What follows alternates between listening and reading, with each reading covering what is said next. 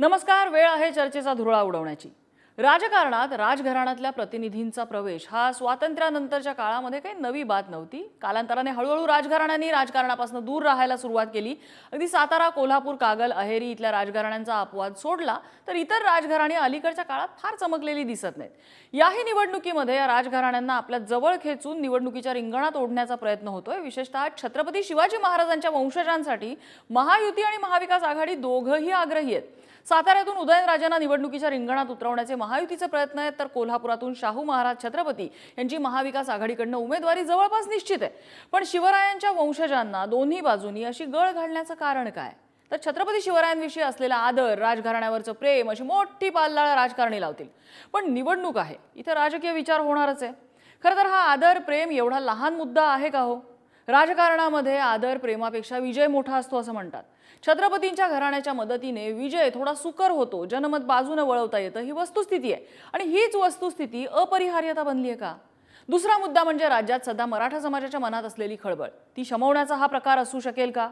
छत्रपती शिवाजी महाराज हा मराठी जनांच्या भावनेचा सर्वोच्च बिंदू आहे आणि राजघराण्यांच्या माध्यमातून याच भावनेला हात घातला जातोय का?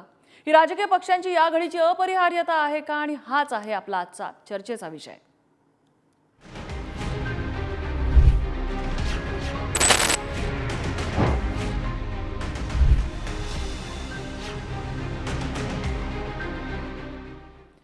आणि याच संदर्भात चर्चा करण्यासाठी आपल्यासोबत आहेत तौफिक मुलाणी, जे काँग्रेसचे प्रदेश प्रतिनिधी आहेत, कोल्हापूरचे, त्यामुळे राजघराणं आणि त्यांचं राजकारण त्यांनी जवळून बघितलेलं आहे. अनिल देशमुख आहेत, दैनिक पुढारीचे मुख्य प्रतिनिधी, हेही कोल्हापुरातून आहेत. आणि भाजपचे प्रवक्ते गणेश हाके आपल्यासोबत आहेत. मी सुरुवातीला तौफिक मुलाणी यांच्याकडे जाईन. तौफिक मुलाणीजी, गेले बरेच दिवस खलबत चाललेली आहेत. सुरुवातीला संभाजीराजेंना अप्रोच झाली महाविकास आघाडी, त्यानंतर शाहूराजे छत्रपतींना अप्रोच झालेली आहे. आता फक्त तिकीट कुठच्या पक्षाचं द्यायचं, म्हणजे कुठच्या चिन्हावर ते लढणार हे अजून फक्त थोडंसं ठरायचं आहे. आणि मला वाटतं पारडं बहुतेक काँग्रेसच्या बाजूनच थोडंसं झुकतंय. राजघराण्यासाठी एवढा आग्रह का? दुसरे उमेदवार मिळत नाहीत ज्यांनी लोकांमध्ये कामं केलेली आहेत?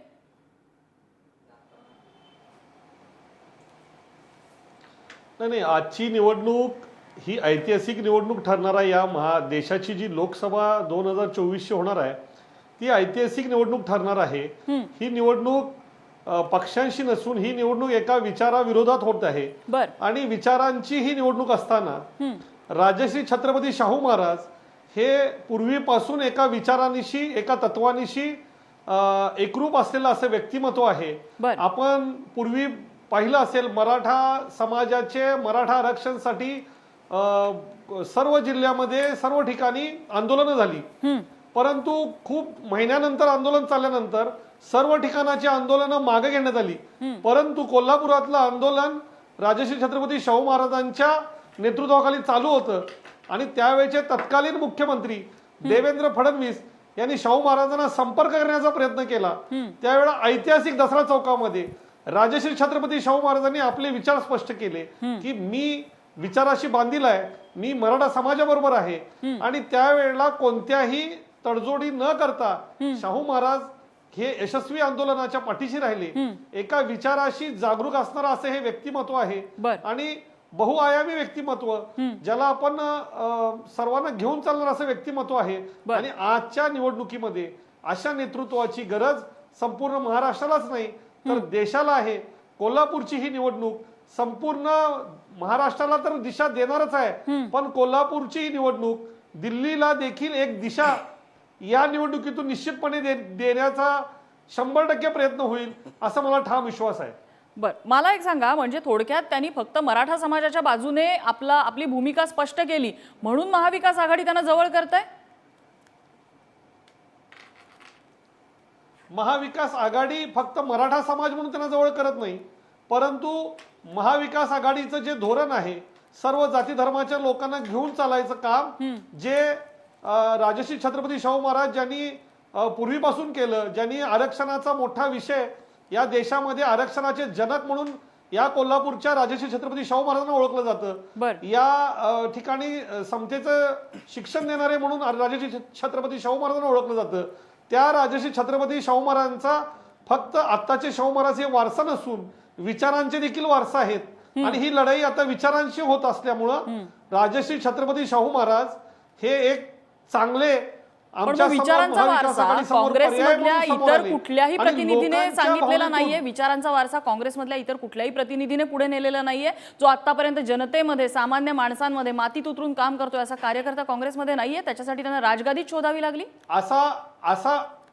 असा विषय नाही आहे. बर, प्रतिनिधींनी निवडणूक विचार नेला असा नाही आहे. पण निवडणूक लढण्याचं ज्या वेळेला शाहू महाराजांना विचारणा झाली त्यावेळेला तिन्ही पक्षांनी, काँग्रेस असेल, राष्ट्रवादी असेल, राष्ट्रवादी शरदचंद्र पवार गट असेल आणि शिवसेना उद्धव बाळासाहेब ठाकरे गट असेल, बर, या तिघांनी हा पर्याय शाहू महाराजांच्या समोर ठेवलेला आहे. बर, नुकतेच आमचे प्रदेशाध्यक्ष नाना पटोलेंनी जाहीररित्या सांगितलं की शाहू महाराज जो निवडतील तो पक्ष हा शाहू महाराजांना दिलेला मान आहे. तुम्ही याला फक्त काँग्रेस म्हणून बघू नका, याला शाहू महाराजांचे वैयक्तिक, शाहू महाराजांचे एक ज्याला आपण शाहू महाराजांची पर्सनॅलिटी म्हणू, त्यासाठी तिन्ही आमचे जे घटक पक्ष आहेत, शिवाय वंचित आघाडी आहे, ह्या सर्वांनी मिळून दिलेला पर्याय आहे.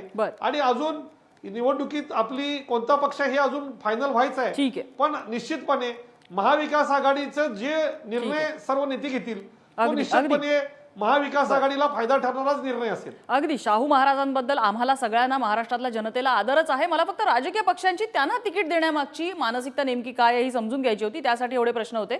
गणेश हाकेंकडे जाऊया. गणेश हाकेजी, साताऱ्यात काही वेगळी परिस्थिती नाहीये. उदयनराजे ऑलरेडी राज्यसभेवर आहेत, मात्र त्यांना आता निवडणुकीच्या रिंगणामध्ये तुम्ही उतरवताय आणि ते सुद्धा 2019 मध्ये त्यांचा पराभव झालेला असताना सुद्धा. का आग्रह एवढा उदयनराजेंच्या नावासाठी? दुसरा उमेदवार त्या ठिकाणी जिंकण्याची मेजॉरिटी असल्या, जिंकण्याची शक्यता जास्त असलेला नाहीये? बघा, आपण जे नम्रता, आपण जे म्हणालात की मुळात जे तौफी मुलांनी जे बोलले की ही विचारांची लढाई आम्ही लढतो आहो, म्हणून एक शाहू महाराजांचा वारसा, विचारांचा वारसा असलेल्या महाराजांना महाविकास आघाडी तिकीट देते किंवा त्यांना आग्रह करते आणि कुठल्याही पक्षातून निवडणूक लढवायला सांगते. मला म्हणजे मुलांना विचारायचं की बाबा तुमची म्हणजे काय वैचारिक, काय आयडिओलॉजी काय आहे तुमच्या पक्षाची? काँग्रेसची काय आयडिओलॉजी आहे? शरद पवार म्हणजे राष्ट्रवादींची त्यांची काय आयडिओलॉजी आहे? किंवा उभाटाची काय आयडिओलॉजी, काय आहे? काय आयडिओलॉजी तुम्हाला माहिती आहे का? सांगू शकाल का एखाद्या वाक्यामध्ये काय आयडिओलॉजी आहे ते? उदयनराजेंना तिकीट देण्यामागे तुमची आयडिओलॉजी काय? उदयनराजेंच्या तिकिटाबद्दल हे सांगितलं. उदयनराजे राजे जरी असले तरी समाजामध्ये त्यांचं राजकारणाबरोबर त्यांचं समाजकारण पण करतात. आणि राजकारणामध्ये सुरुवातीपासून उदयनराजे आहेत. केवळ भारतीय जनता पार्टीकडून नाही, पूर्वी ते राष्ट्रवादीकडून सुद्धा, म्हणजे वेगळ्या पक्षातून सुद्धा होते. आणि नंतर मग आमच्याबरोबर सध्या आहे 2019 साली पण लढलेले आहेत. आणि एक राजकीय पक्षाचा उमेदवार आणि त्यांची जनमानसात असलेली प्रतिमा आणि इलेक्टिव्ह ब्युरो ह्या सगळ्या गोष्टी लक्षात घेऊन भारतीय जनता पार्टी उदयनराजेंच्या संदर्भामध्ये विचार करत आहे.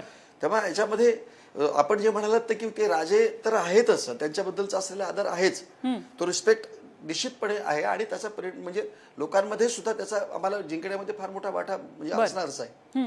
पण आमच्या बाबतीत विचार केला तर राजे हे आमच्या विचारांचे पण आहेत. भारतीय जनता पार्टीची जी आयडिओलॉजी आहे त्याच्याशी पण म्हणजे एकरूप झालेले असे राजे असल्यामुळे उदयनराजे आमच्या पक्षाचे आहेत, ते पार्टीचे आहेत, निवड राजे नाहीत. तर एक पक्षाचा कार्यकर्ता, नेता म्हणून सुद्धा उदयनराजे, आणि म्हणून भारतीय जनता पार्टी त्यांच्या संदर्भातला विचार करते. म्हणजे मला एक सांगा की ह्या राजघराण्याविषयीचा जो काही आदर आहे तो साताऱ्याची सीमा ओलांडून कोल्हापुरात गेला की कमी होतो? म्हणजे तुम्हाला जसा हा प्रश्न आहे माझा, तोच माझा प्रश्न कोल्हापुरामध्ये मुलांना सुद्धा असेल की राजगादीबद्दलचा आदर हा कोल्हापूरची सीमा ओलांडून साताऱ्यात आल्यानंतर कमी होतो. पहिल्यांदा गणेश हाके, तुम्ही उत्तर द्या या प्रश्नाचं. नाही, कसं आहे नम्रता, मी पुन्हा सांगतोय की मी शाहू महाराज काही काँग्रेस पक्षाचे किंवा शिवसेनेचे किंवा शरद पवार काँग्रेसचे कार्यकर्ते नाही आहेत. ते त्यांना एक राजा म्हणून त्यांचं जे गुडविल आहे, त्यांचं जनमानसामधली जी काही प्रतिमा आहे त्याचा राजकारण करून फायदा उपटण्यासाठी ते त्यांना उमेदवारी देत आहेत. त्यांना तिथली जागा ते येऊ शकत नाही. कोल्हापूरमध्ये त्यांचा कुठल्याही पक्षाचा कोणी अन्य उमेदवार दिला तर ती जागा जिंकू शकत नाहीत. ती एखादी जागा वाचवण्याचा त्यांचा तो केविलवाना प्रयत्न आहे. ते कुठल्या उदयनराजेच्या संदर्भात तसं नाही म्हणू शकत. उदयनराजे हे आमच्या पक्षाचे आहेत, पक्षाचे कार्यकर्ते आहेत, नेते आहेत आमचे. ते मधले 3 टर्म राष्ट्रवादीमध्ये फेरफटका मारून आलेले होते. मधले 3 टर्म राष्ट्रवादीत फेरफटका मारून आलेले होते ते 2009, 14, 19ला सुद्धा. 19च्या पोटनिवडणुकीमध्ये ते तुमच्याकडनं लढले आहेत. माझं म्हणणं नाही, मी नम्रता, आज आमच्या पक्षाचे ते कार्यकर्ते नेते आहेत बर आणि मग पक्षाच्या कार्यकर्त्याला नेत्याला भारतीय जनता पार्टी तिकीट देतं. राजे तर आहेतच, त्यांच्याबद्दलचा तो आधार आहेच, की पण ते पक्षाचे नेते म्हणून सुद्धा भारतीय जनता पार्टी त्यांच्याबद्दल. मग शाहू महाराजांबद्दलचा आदर म्हटल्यानंतर त्यांना तुम्ही पाठिंबा तसं- देणार, तसं- बिनविरोध वगैरे तसं करणार शाहू की महाराजांच्या निवडणूक बाबतीत आहे कोल्हापुरातली? का? म्हणजे नाही, मुलांनी मी तसं विचारते, मी सांगावं. माझ्या क्युरिओसिटीतनं प्रश्न विचारते की हा जो काय शाहू महाराजांबद्दलचा भारतीय आदर जनता आहे ती पार्टी निवडणूक बिनविरोध कार्यकर्त्यांना करणार का तिकीट भाजप? देत असतं. नाही, हे बघा, दोन गोष्टी आहेत की महाराजांच्या बद्दल आम्हाला आदर आहे, पण ही निवडणूक ही एक अत्यंत ऐतिहासिक अशा स्वरूपाची निवडणूक आहे. आणि जो भारतीय जनता पार्टीने जे काही स्वतःचं उद्दिष्ट ठरवलेलं आहे किंवा भारतीय जनता पार्टी म्हणजे महायुतीने जे उद्दिष्ट ठरवलं आहे की 45+45+ हे जागा जिंकण्याचं, बरं. आणि ते जिंकत असताना आमच्या समोर मला असं वाटतं की आमची पार्टीच महत्वाची आहे आणि आमची महायुती महत्वाची असेल. बरं, ठीक आहे. मी तौफिक मुलाणींकडे जाते आणि त्यानंतर मी देशमुखांकडे जाईन. तौफिक मुलाणीजी, हाच प्रश्न तुम्हाला, म्हणजे तुम्ही राजगादीविषयी आदर म्हणताय, ते राजगादीविषयी आदर फक्त कोल्हापूरपुरता मर्यादित आहे, साताऱ्याच्या राजगादीविषयी आदर नाहीये? त्यांच्या विरोधात तर उमेदवार तुम्ही देण्याची तयारी करताय. 100% छत्रपतींच्या वारसांच्या, छत्रपतींच्या गादीचा हा आदर फक्त कोल्हापूर आणि साताऱ्यामध्येच नाही, संपूर्ण महाराष्ट्रामध्ये, देशामध्ये आणि जगभरामध्ये ह्या गादीचा 100% आदरच असतो. आणि तुम्ही मगाशी म्हटल्याप्रमाणे 3 टर्म किंवा 2 टर्म जेव्हा उदयन महाराज, आमचेच उदयन महाराज, का ते देखील छत्रपती आहेत, आम्ही छत्रपतींना मान देणारे आहोत. छत्रपती उदयन महाराज ज्या वेळेला इलेक्शनला 2 वेळा निवडणुकीमध्ये निवडून आले, त्यावेळेला साताऱ्यामधून ते राष्ट्रवादीच्या चिन्हावर निवडून आले. आणि हा महाराष्ट्र, कोल्हापूर, सांगली, सातारा ही गावं ही पुरोगामी विचाराच्या पाठीशी राहणारी गावं आहेत. आणि निश्चितपणे त्यांनी तो मान साताऱ्याच्या गादीला त्यावेळा दिला. ज्या वेळा भूमिका बदलल्या, ज्या वेळा ऐतिहासिक ती पोटनिवडणूक झाली, त्यावेळेला उदयन महाराजांनी भूमिका बदलली असल्यामुळं त्यावेळेला श्रीनिवास पाटील साहेब पोटनिवडणुकीला उभा राहिले. आणि पुन्हा एकदा की हा पुरोगामी विचार कोणत्या पद्धतीनं या मातीमध्ये रुजला आहे हे सातारच्या लोकांनी दाखवून दिलं, जनतेने दाखवून दिलं. पण मान हा सर्वकडे, कोल्हापूरमध्ये असू दे अथवा साताऱ्यामध्ये असू दे, गादीला मान हा लोकांच्या मनामनामध्ये असतो. लोकांच्या हृदयात छत्रपती आहेत, त्यांचा किंचितही मानामध्ये कुठेही परिणाम होत नाही. आणि हृदयामध्ये छत्रपती, आपल्या विचारामध्ये छत्रपती हे महाराज आज आपल्याला काळामध्ये आपल्या फक्त मनामध्ये छत्रपती असून चालणार नाही, छत्रपतींचे विचार हे आपल्या मनात असून चालणार नाही. म्हणजे तुम्हाला असं म्हणायचं की उदयनराजेंनी भाजपात प्रवेश केला आणि छत्रपतींचे विचार सोडून दिले असं म्हणताय तुम्ही? विचार सोडून गेले असे नाही, पण ज्या वेळेला भाजप सारख्या एका जातीयवादी पक्षाशी ज्या वेळेला निवडणूक झाली, त्यावेळेला सातारच्या जनतेनं पुन्हा एकदा पुरोगामीच्या विचाराच्या पाठीशी असलेल्याचं पोटनिवडणूक दाखवून दिलं. बर, अनिल देशमुख सर, या सगळ्या पाठीमागचं राजकारण कसं बघायचं? एक गोष्ट क्लिअर आहे, गेल्या काही दिवसातलं जर तुम्ही बघितलं असेल तर महाविकास आघाडीचं एकच धोरण आहे की भाजपचा विरोध आणि भाजपचा पराभव. हा भाजपचा जर संपूर्ण पराभव करायचा असेल तर ज्या ज्या ठिकाणी ज्या जागा निवडून येतील, ज्या जागेवर उमेदवार विजयी होतील असेच उमेदवार निवडावे आणि अशाच उमेदवारांना या निवडणुकीसाठी उमेदवारी द्यावी, हा एकमेव अजेंडा घेऊन महाविकास आघाडी चाललेली आहे. आणि त्याच्यासाठी जिथं जिथं महाविकास आघाडीतल्या घटक पक्षांना थोडं पाठीमागं यावं लागतं किंवा ज्या ज्या ठिकाणी त्यांना थोडी नरमाईची भूमिका घ्यावी लागते, असं सगळं घेऊन फक्त आणि फक्त भाजपचा पराभव होईल. आणि त्या पराभवासाठी म्हणून जो उमेदवार विजयी होईल असाच उमेदवार देण्याचा प्रयत्न चालू आहे. आणि कुठंतरी त्यातूनच कोल्हापूरची ही जी जागा आहे ती शाहू महाराजांच्या साठी निश्चित होताना दिसते. त्याचं एक साधं सोपं कारण आहे की स्पष्ट चेहरा, स्पष्ट विचार असलेले हे व्यक्तिमत्व आहे. आणि गेल्या काही दिवसामध्ये भाजपच्या विरोधात महाविकास आघाडीने जो हिंदुत्ववादी विरुद्ध पुरोगामी असे जे मुवमेंट चालवलेली आहे किंवा ते विचार घेऊन महाविकास आघाडी जात आहे, तर त्याला सपोर्टिंग असं जर कोण असेल तर कोल्हापुरातून शाहू महाराज हा एक चांगला चेहरा मिळालेला आहे. आणि म्हणून या सगळ्यांच्या पार्श्वभूमीवर शाहू महाराजांना सर्वच घटक पक्ष महाविकास आघाडीचे समर्थन देताना दिसत आहेत. मगाशी यांनी सांगितलं की मला मला शाहू एक महाराजांच्यावर जाणून केलेला- घ्यायचं म्हणजे सगळ्या महाराष्ट्रालाच कदाचित क्युरिओसिटी आहे देशमुख सर, सातारा कोल्हापूर इथल्या नागरिकांची मानसिकता म्हणजे एकीकडे या राजघराण्याविषयी तिथे आदर आहे, आमचे राजे आणि त्या बाबतीतला त्यांचा जो स्वॅग असतो तो वेगळाच आहे कोल्हापूर आणि साताऱ्याचा. मात्र याच कोल्हापूर आणि साताऱ्याच्या जनतेने याच राजांना निवडणुकीच्या रिंगणामध्ये धूळ चारायला सुद्धा म्हणजे आसमान दाखवायला सुद्धा कमी केलेलं नाही. ही काय मानसिकता आहे? हेच आहे. आपण जर गेल्या काही वर्षाचा इतिहास बघितला, लोकसभा निवडणुकीचा अगदी 1980 पासून जर बघितला तर कोल्हापूर हे काँग्रेस आणि नंतर राष्ट्रवादी काँग्रेसचा तशा अर्थानं बालेकिल्ला राहिलेला आहे. मात्र याच बालेकिल्ल्यामध्ये शिवसेनेच्या तिकिटावर संजय मंडलिक निवडून आले. संजय मंडलिक निवडून येत असताना सुद्धा त्यांना कुठेतरी काँग्रेसच्या सहकाऱ्यांची मदत झाली आणि त्यांचा विजय सुकर झाला होता. मात्र आत्ताची समीकरण ही पूर्णपणे बदललेली आहेत. कोल्हापूरच्या लोकांची नेमकी मानसिकता जरी स्पष्ट होत नसली तरी एक निश्चित आहे, कोल्हापूरकर जे ठरवतात ते तडीच नेतात आणि तोच नेमका विचार डोक्यात घेऊन महाविकास आघाडीचे जे प्रमुख आहेत त्याच्यात प्रामुख्याने नाव घ्यावं लागेल शरद पवार. आणि कारण शरद पवारांनाच एक मोठा अनुभव आला होता. सदाशिवराव मंडलिक ज्यावेळी अपक्ष म्हणून उभे राहिले होते आणि त्यावेळी संभाजी राजे त्यांच्या विरोधात उभे होते. पवारांनी जे वक्तव्य केलं आणि शरद पवारांच्या त्या वक्तव्यावर कोल्हापूरकरांनी जी रिॲक्शन दिली मतात आणि अपक्ष असणाऱ्या उमेदवाराला मोठ्या मताधिक्याने निवडून दिलं आणि राजकारणाचा पराभव केला. आणि तसंच चित्र साताऱ्यामध्ये पण दिसलेलं होतं. पवारांची एक पावसातली सभा आणि उदयनराजेंचा पराभव झालेला होता.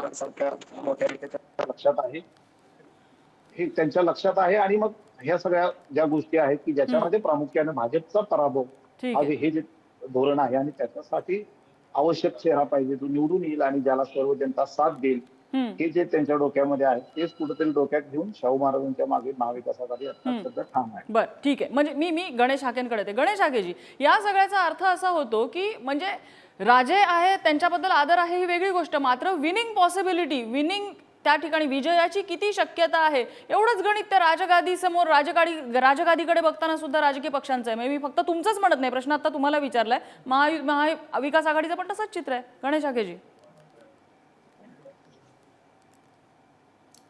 नम्रता, जय आयडिओलॉजी जो विचार घेऊन भारतीय जनता पार्टी देशामध्ये आज राज्य करते आहे, आदरणीय माननीय नरेंद्र मोदी साहेबांच्या नेतृत्वाखाली गेल्या 10 वर्षामध्ये ज्या पद्धतीचा देशाला एका उंचीवर नेण्याचं काम मोदी साहेबांनी केलं, या भारतीय जनता पार्टीच्या नेतृत्वाखाली सरकारनं केलं, तो विचार अत्यंत महत्त्वाचा आहे.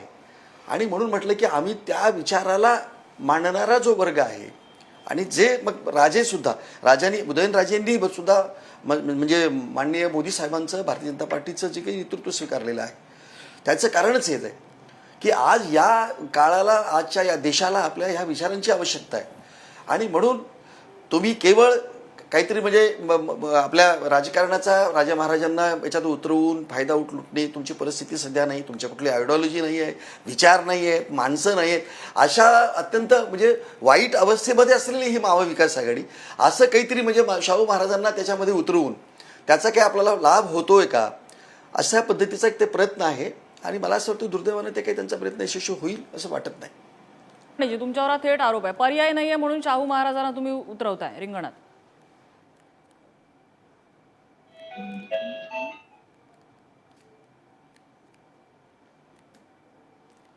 तौफिक मुलानीजी, माझा आवाज पोहोचतोय तुमच्यापर्यंत?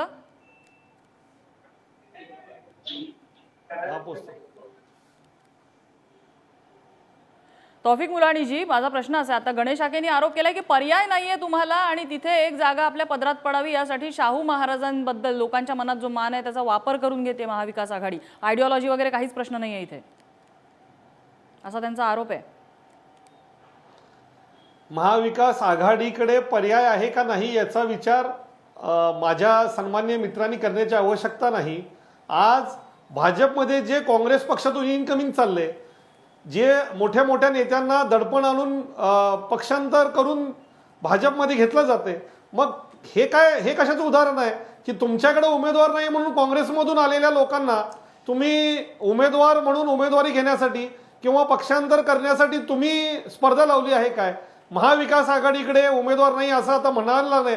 कोल्हापूरच्या लोकांच्या जनतेच्या मनामनात एकच सूर आहे, सामाजिक समतेच्या विचाराच्या पाठीशी आपण सारे राहू.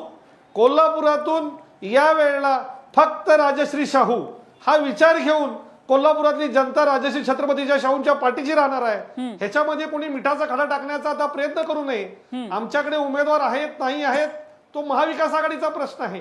तुमच्याकडे काय चाललंय हे जरा तुम्ही स्वतः त्याचा आत्मचिंतन एखाद्या केलं पक्षातल्या तर फार कार्यकर्त्याला बरं न्याय द्या ना. होईल. आमच्याकडची अनेक काळजी वर्ष करण्याची माझं आवश्यकता म्हणणं आहे नाही. का तुमच्याकडे ते पक्षाचे लोक असतील तर त्यांना न्याय द्या ना. एखाद्या राजकीय पक्षामध्ये जर तुमच्या आपल्याकडे पण कोल्हापूरमध्ये महेश जाधव आहेत. कोल्हापूरनं कधी भाजपच्या लोकांना तिकीट दिलं? तुम्हाला खात्री आहे, तुम्हाला जर विश्वास असेल, तुम्हाला तुमच्या आयडिओलॉजी बद्दल, तुमच्या विचारांबद्दल, तुमच्या कामाबद्दल तुम्हाला जर विश्वास असेल तर द्या ना एखाद्या तुमच्या पक्षाच्या कार्यकर्त्याला उमेदवारी द्या ना. भाजपच्या एकनिष्ठ कार्यकर्त्याला तिकीट दिलं गेलेलं नाहीये. जे कोणी आज भाजपचे उमेदवार असतील ते पूर्वी काँग्रेसचेच होते, ते राष्ट्रवादी काँग्रेसचे होते. एकही भाजपच्या एकनिष्ठ माणसाला भाजपनं कोल्हापुरातनं तिकीट दिलेलं नाही आहे. तुम्ही त्यांना तिकीट द्या. तुम्ही आमच्याबद्दल बोलण्याआधी भाजपमध्ये काय चाललंय याचा विचार करा.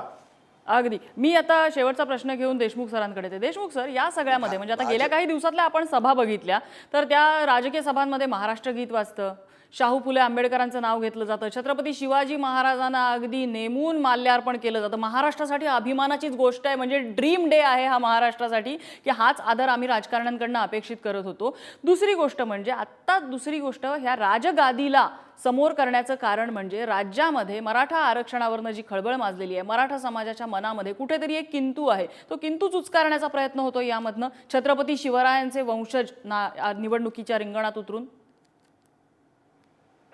हे अगदी 100% खरं म्हटलं नाही तरी याच्यामध्ये थोडं वेगळ्या दृष्टिकोनातून बघितलंच पाहिजे.